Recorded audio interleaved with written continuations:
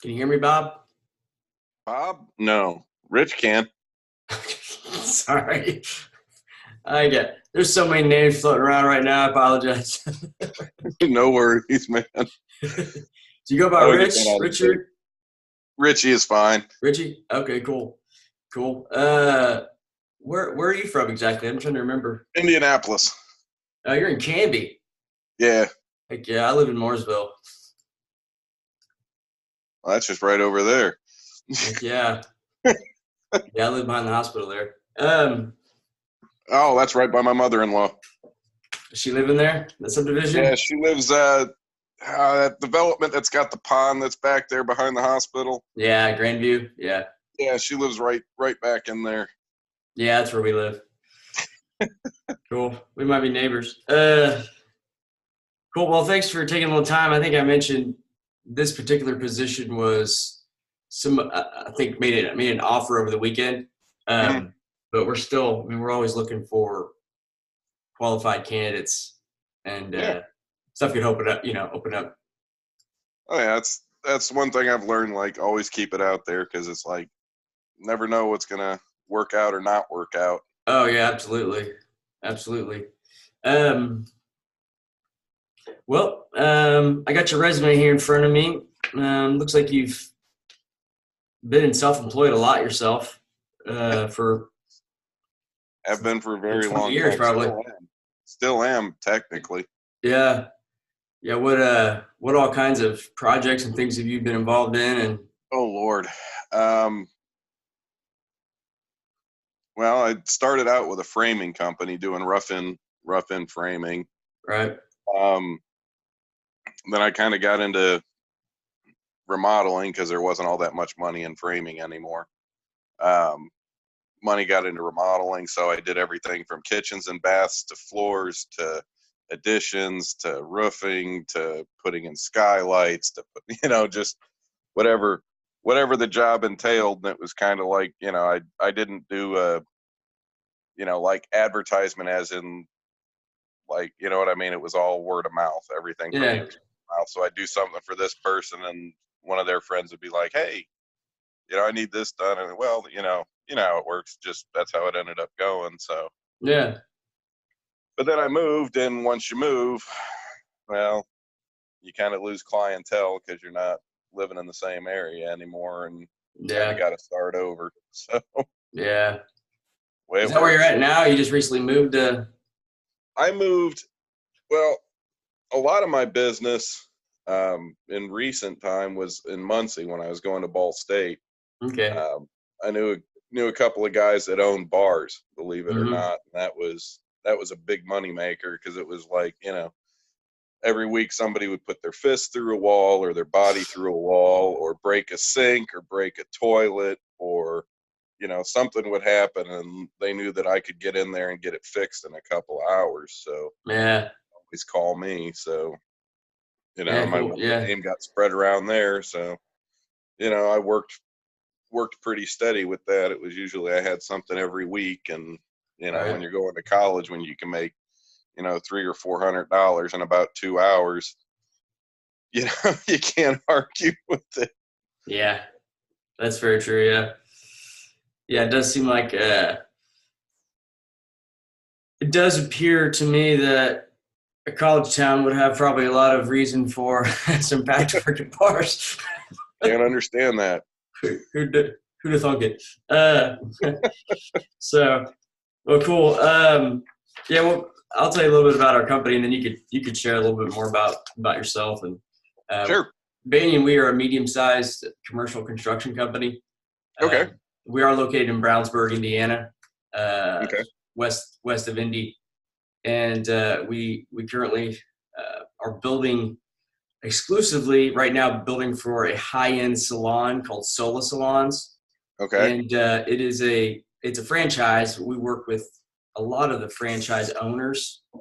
Okay. Um, I think like around 40 of them, and so we build East Coast, Northeast, Midwest. That's been primarily our focus. We've built some in the Northwest, like Washington State and Oregon, and getting ready to move to California here next year for the first time. And so Wow. we built 30 stores last year. This year we're set to about do 45 stores, and these are all primarily just tenant build outs Okay. within strip malls and shopping centers.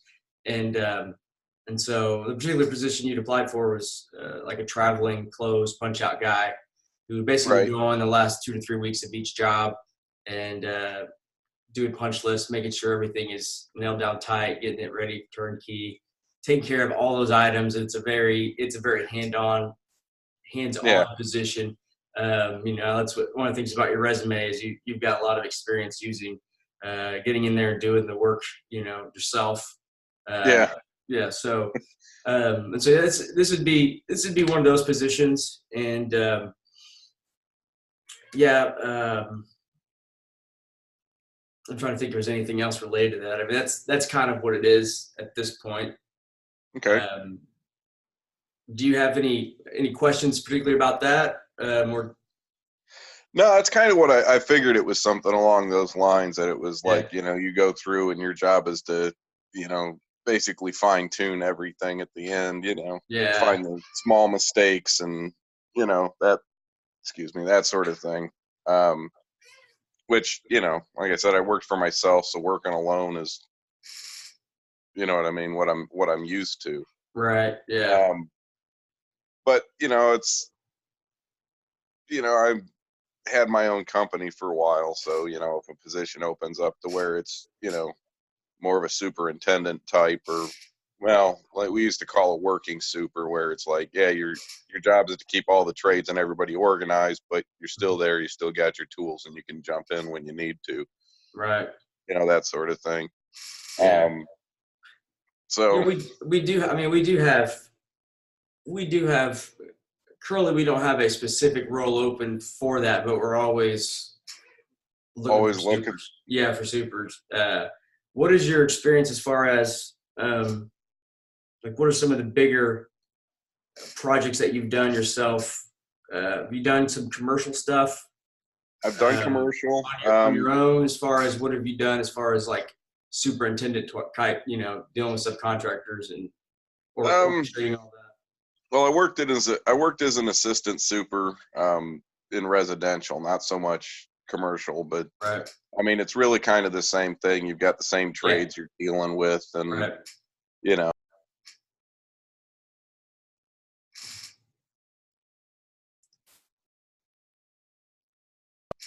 somebody was calling me. Okay. Yeah. I was like, I lost you. Yeah. No, you might have roofers as opposed to, in residential as opposed to commercial, where that's, more whoever owns the building's Right. going to deal with that headache.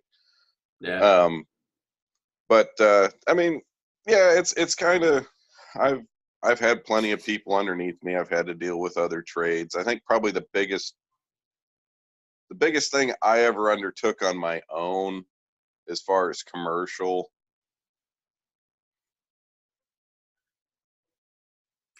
it was a restaurant. That was probably my biggest that I Mhm. ever undertook, and it was not a lot of structural was changing with it, as far as like, locations of the kitchens and hoods and all that Mhm. fun stuff. It was primarily just out where the customers were was all that they were changing. So there was some changing of plumbing as far as sprinklers and oh, that sort of thing, and some electrical as far as where lights were and that and whatnot. But I mean, Right. I still had to deal with the trades. It wasn't a massive build out, or a brand new, building or anything like that. Right. But I mean, principles are primarily the same, Yeah. you know, no matter what you do. Um, now I guess my question with you guys is, do you guys use a lot of subcontractors, or do you guys take primarily like the carpentry work on yourselves and then use subcontractors, like as far as, I mean, electrical, plumbing, HVAC? We definitely have. We've got a couple of crews that are like 1099s. Hmm. Um, they are they are more so that will, we built relationships with some subcontractors who will travel to the different sites. Uh, Okay.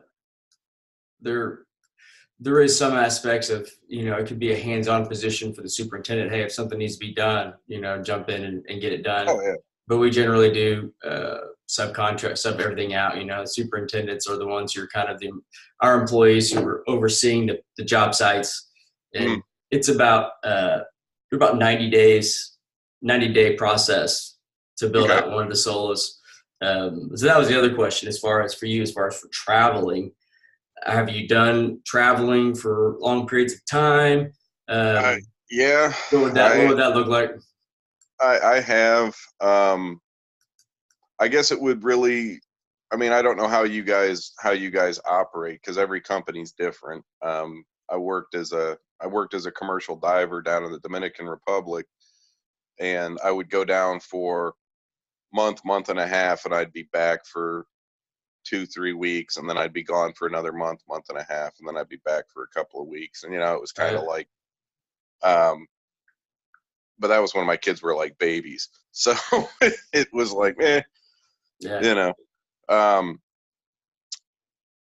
I've done traveling when I worked on towers. When I was much younger, I used to work on towers, and so as far as travel, I mean, I don't know how you guys operate. Do you guys go where you're going out for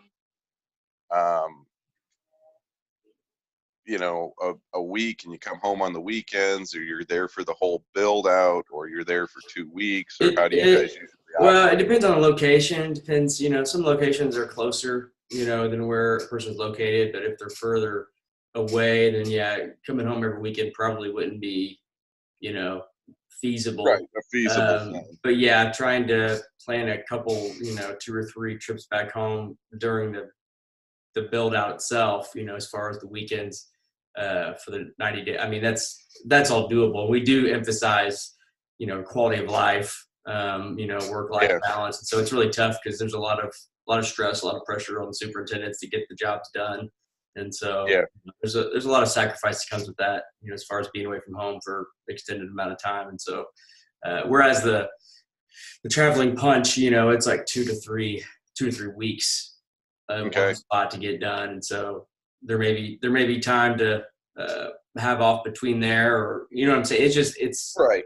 Flexibility is a key, for that. You got any more questions for me? Let's see if I've got anything else to mention real quick. Well,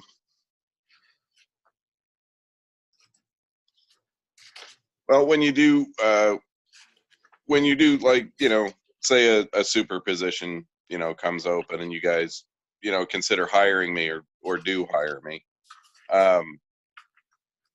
You said it's like 90 days for the build out. So is that like, I'm there for 90 days and I'm going to be home for, a week, and then I'm starting another project, or you try to keep us home for a little while, or?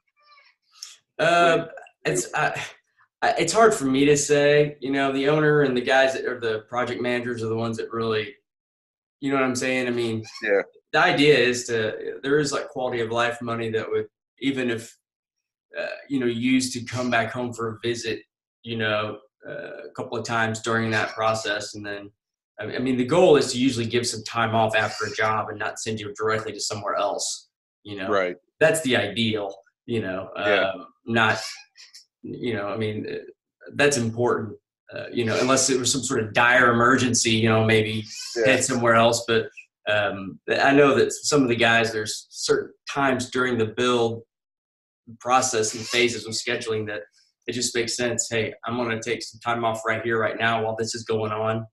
Yeah. I've heard some of them talk about that, but it's one of those things where that's all. It's so fluid back and forth.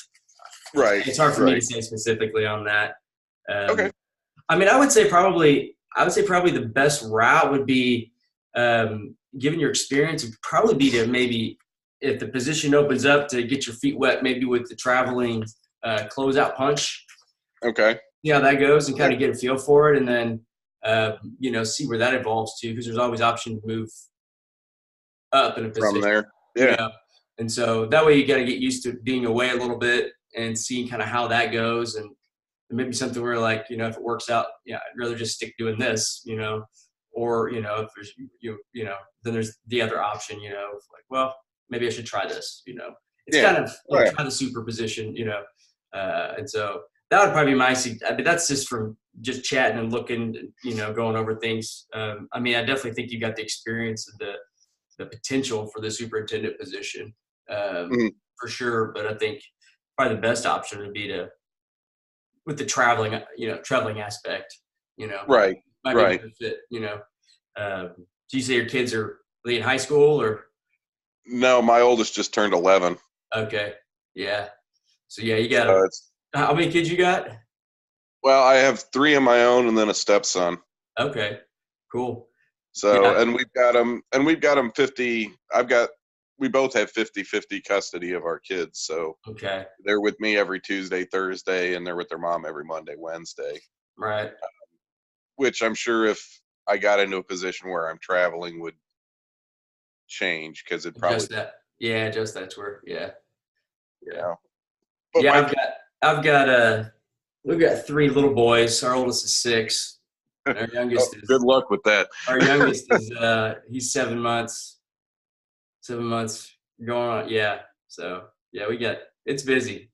It's One exhausting. thing, one thing I've learned about boys, like when they're this age, this is the easy time or the Yeah. hard time for boys. This is like with boys, this is when you want to pull your hair out and everything else. Whereas opposed to girls when they're little, oh, they're sweet and they're adorable and the whole 9 yards. And then The uh, drama kicks in. yeah, then they hit about 10 and they get possessed by Satan for some reason. And yeah, I got to step outside. But No worries. yeah, that's what it ends up turning into. But the boys, it's kind of like, yeah, when they're young, it's rough because they're breaking everything and getting into everything and Yeah. all that. But then once they get older, the drama's not there anymore. Yeah. Yeah. My middle's about to turn 10, and like the worst drama I have with him is homework. Yeah. My daughter, oh my God, Yeah. she drives me nuts. Yeah. But no, no, if the traveling punch position opens up, I'd actually love to try it. So Yeah. if it opens up again, definitely keep me in the pool. All right. Sure will. And I don't Definitely. know. I'm still looking for work, so it's like nobody's made an offer yet. So it's kind of Right. like, you know, do Yeah. what I can. Yep. I understand. Yeah. So how long have you guys lived in Canby? Uh, well, my wife owned a house when I met her over. We live in Heartland Crossing, and she lived in Heartland Crossing before that, but she lived in the older section, Yeah. over off of Brick Chapel, and Yeah. then this house we're in now, we just built it, Oh, so we okay. moved in April. Okay. So Cool. it's in the brand new section that's right there off of County Line Road over by Paddock. Yeah.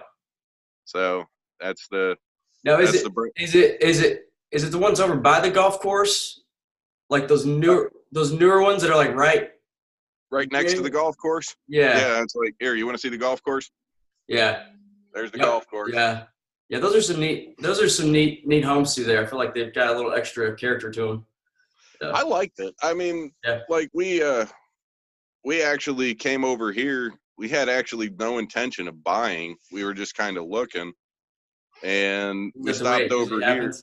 Yeah, isn't it though? We stopped over here, and we were like looking at the houses, and like all they had here was 4 bedrooms, and we were like, we got 4 kids, 4 bedrooms isn't going to work because we don't want to, Yeah. It'd be you nice know. to have their own space. Yeah. Yeah.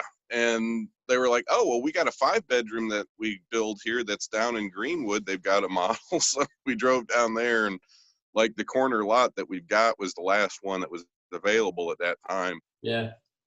And Michelle looks at me and she goes, damn it, I guess we're buying a house. That's like, Yeah. I guess so. Yeah. So that's how we ended up with a house. But Yeah. we put the biggest house on the biggest lot. So, Yeah. can't argue. Yeah. But Yeah, it looks pretty nice. So. no, I've been here about a year and a half. I've lived in Canby. Before that, I lived down in Brown County. Okay. Yeah. Yeah, I know you're recording this, but Yeah. I don't smoke. I don't smoke in the job sites. That's Yeah. even if they let us, I'm kind of like, nah, it's not. Yeah. Because then everybody gripes. But no, I lived down in Brown County before that. Yeah. That was with my ex-wife, and I had a house down there, and I totally, oh God, that house wasn't even livable when we bought it. Yeah. Like, it was one of those ones like, well, not only was the plumbing completely jacked up, but like, I'm not kidding you. You remember, how old are you? I'm 38. Okay. Yeah. If you've been in the trades for a little while, there was this black pipe, this black flexible pipe that they used in trailers, and they outlawed it Right. because A, it breaks, and B, it leaches a bunch of chemicals into the water. So Yeah. yeah, the house was plumbed with that. So, Oh, geez. Yeah. so there was that, and then like the wiring was the old knob and tube. Some of it was knob and tube. Some of Yeah. it was the rubber inside the cloth. Some of it was actual modern wiring. Yeah. And Did it oh have my a God, fuse box? Did it have a fuse box on it? On it? no, it didn't have a fuse box. It had a breaker, but Yeah. you could tell the breaker was new.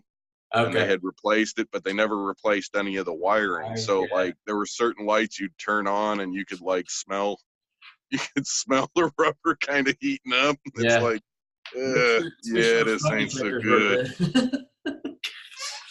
Yeah. All right. But, Well, cool, Rich. It's good talking with you for sure.